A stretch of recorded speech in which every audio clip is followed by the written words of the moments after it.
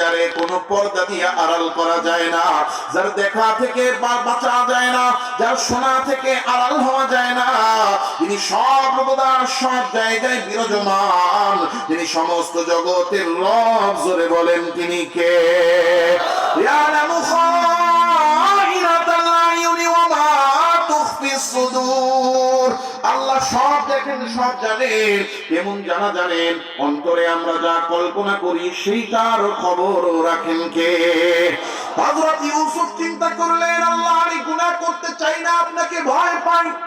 হযরত ইউসুফের মনে চিন্তা আসলো, ইউসুফ তুমি যে গুনাহ করতে চাও না, প্রমাণ কি? হযরত ইউসুফ একবার দেখেন জুলাইখার দিকে, আর একবার তাকিয়ে দেখেন দরজার দিকে, বাহির দিয়া তালা লাগানো। ইউসুফ চিন্তা করে কি করব। হঠাৎ হযরত ইউসুফের মাথায় চিন্তা আসলো, আমি যে গুনাহ করতে চাই না, আমি যে গুনাহ থেকে বাঁচতে চাই, আমি যে আল্লাহকে ভয় করি, এটার প্রমাণ কি?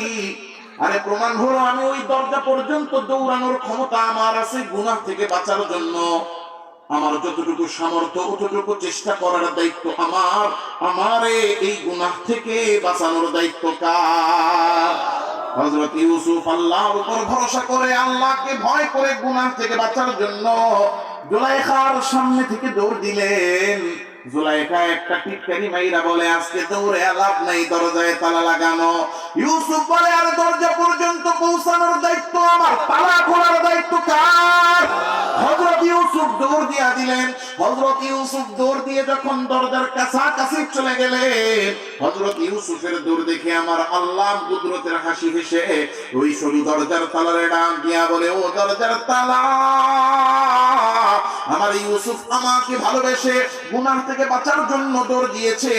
এই দৌড় আমার কাছে এত প্রিয়, এই দৌড় যেন না থামে। তুই দরজার কাছে আসার আগেই আমার ইউসুফের জন্য উন্মুক্ত হয়ে যা। হযরত ইউসুফ দরজার কাছে আসার আগেই দরজার তালা বাহির দিয়া খুইলা দরজা ইউসুফের জন্য উন্মুক্ত হয়ে গেল। গুনাহ থেকে বাঁচার চেষ্টা করার দায়িত্ব আমার, গুনাহ থেকে বাঁচানোর দায়িত্ব কার? এই জন্য আল্লাহর ভয় অন্তরের মধ্যে ঢুকাইয়া, আল্লাহর স্মরণ অন্তরের মধ্যে রাইখা সর্ব অবস্থায় গুনাহ থেকে বাঁচার চেষ্টা করতে হবে। কেমনে আল্লাহর ভয় আমার আপনার অন্তরে আসবে? আল্লাহর স্মরণ কেমনে আমার আপনার অন্তরে জাগ্রত হবে? আল্লাহ এই উসিলাও, এই কর্ম পদ্ধতিও এটা কিভাবে আসবে, এই পলিসিও আমারে আপনারে বলে দিয়েছেন। আল্লাহ এটাও বলছেন, ভয় করো আমারে। আল্লাহর ভয় কেমনে জাগ্রত হবে এটাও বলছেন। আল্লাহর ভয় জাগ্রত হবে কেমনে? আল্লাহ বলেন, কুনু মা'আস সাদিকিন।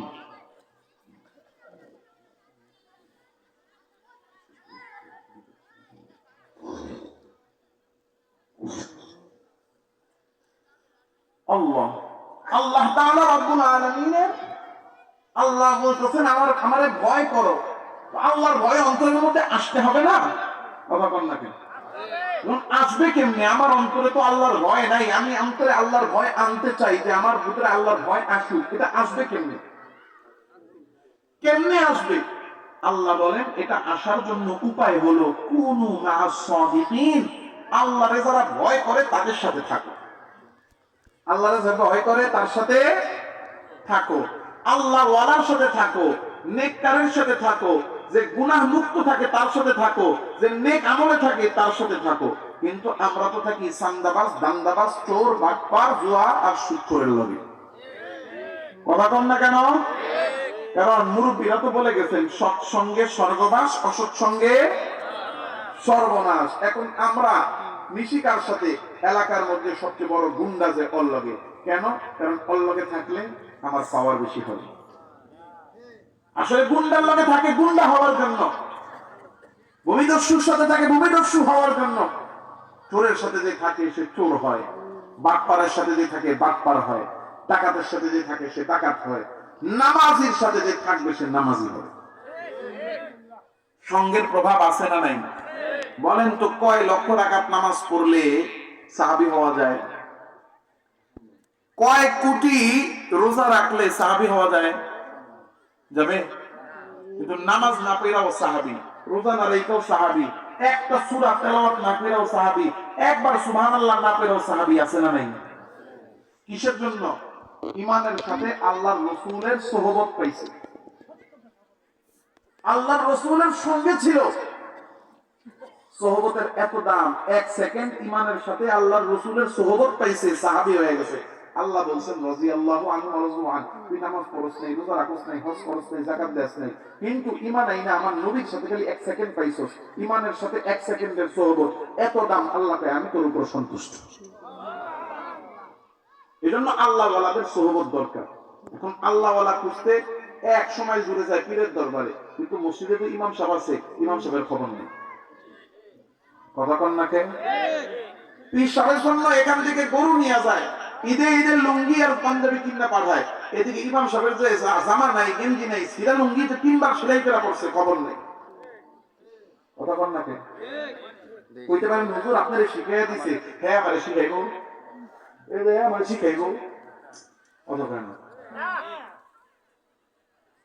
আমাকে শিখাইয়া দেওয়া লাগে না। এখানে আমরা বসছি, বসাইছেন কে? ওই জ্ঞান দিয়ে পাঠাইছেন, আমরা কি করি এটা বুঝি বলে আল্লাহ এখানে বসাইছেন, কথা বলার সুযোগ দিচ্ছেন। হ্যাঁ, অহংকার করে বলতেছি না, আল্লাহর বরত্ব বলতেছি, আল্লাহ ওই জ্ঞানটা দিচ্ছেন। পীরের দরবারে যায় গরু নিয়া, এদিকে ইমাম সাহেবের মাসে একবেলা খাওয়ান দেয় না, সে পীরের দরবারে যায় সংশোধন হইতে, জীবনও হবে না। আল্লাহ ওয়ালার সোহবত বেশি উঠাইতে হবে। আপনার নিকটে সবচেয়ে বড় আল্লাহ ওয়ালা আপনার এলাকার আলেম, মাদ্রাসার হুজুর, মসজিদের ইমাম সাহেব, মসজিদের মুয়াজ্জিন, মসজিদের খাদেম, এরা সারাদিন মসজিদের খেদমতে থাকে, এরা আল্লাহ ওয়ালা।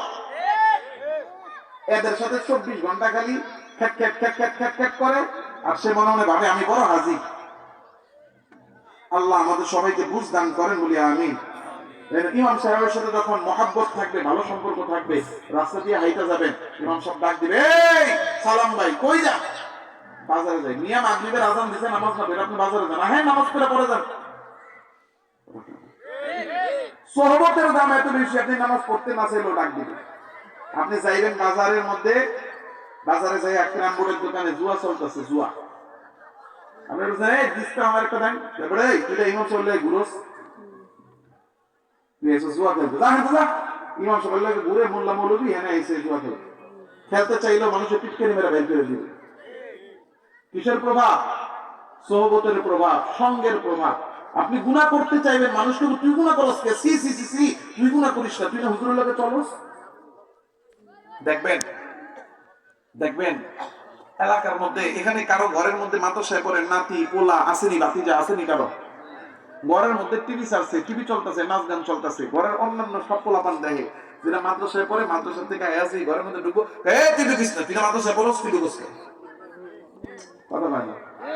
আপনাকে ঘরে আছে কিনা জানি না, আমগো ঘরে এই, আমরা যখন শুরু ছিলাম তখন মাদ্রাসায় পড়তাম, মক্তবে একদম পিচ্ছি।